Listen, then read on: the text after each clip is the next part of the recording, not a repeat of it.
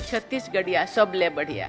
छत्तीसगढ़ विधानसभा के पूर्व तथा वर्तमान विधायकों की जितनी भी तारीफ किया जाए, प्रशंसा किया जाए, कम है। आपका ये सुंदर राज्य हरे भरे जंगलों, झरनों तथा अन्य प्राकृतिक वरदानों से समृद्ध है।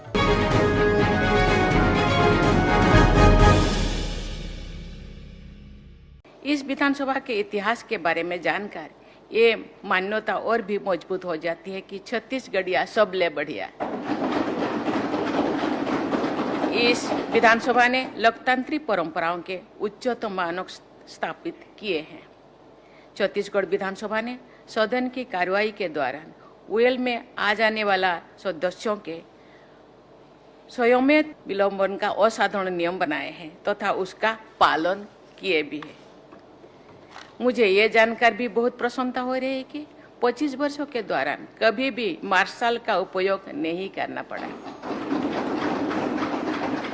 छत्तीसगढ़ विधानसभा ने केवल शेष भारत ही नहीं बल्कि विश्व की सभी लोकतांत्रिक प्राणियों के सामने श्रेष्ठ संसदीय आचरण का अनुपम उदाहरण प्रस्तुत किया है। इसके लिए छत्तीसगढ़ विधानसभा के पूर्व तथा वर्तमान विधायकों की जितनी भी तारीफ किया जाए, प्रशंसा किया जाए, कम है।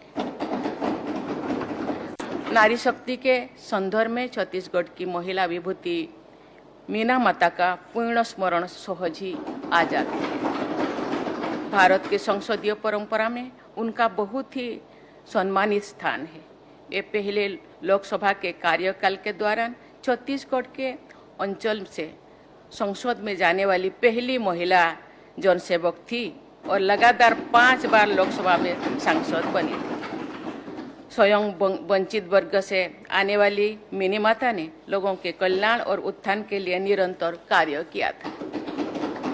मुझे बताया गया है कि इस सदन में 19 महिलाएं विधायक हैं। वर्ष 2023 के विधानसभा चुनाव में महिला मतदाताओं की कुल संख्या पुरुषों की अपेक्षा अधिक थी। इस प्रकार इस सदन को छत्तीसगढ़ की माताओं, बहनों और बेटियों का विशेष समर्थन प्राप्त हुआ है। मैं विधायक बहनों से अनुरोध करती हूं कि आप सब जीवन के हर क्षेत्र में कार्यरत अन्य सभी बहनों को अपने आगे बढ़ाने के लिए सदैव तत्पर रहें। जब आप सभी बहनें राज्य में विभिन्न क्षेत्रों में कार्यरत महिलाओं को आगे बढ़ाएगी तो उन महिलाओं पर सबका ध्यान जाएगा और उनके विकास में मार्ग प्रशस्त होगी।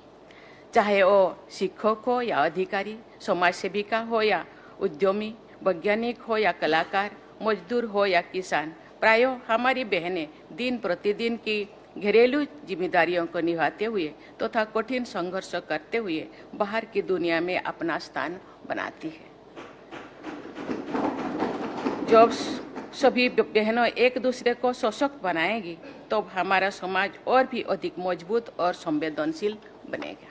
छत्तीसगढ़ में विकास की असीम संभावनाएं विद्यमान है। सीमेंट, खनिज उद्योग, स्टील, एल्युमिनियम तथा विद्युत उत्पादन जैसे क्षेत्रों में विकास के प्रचुर अवसर हैं।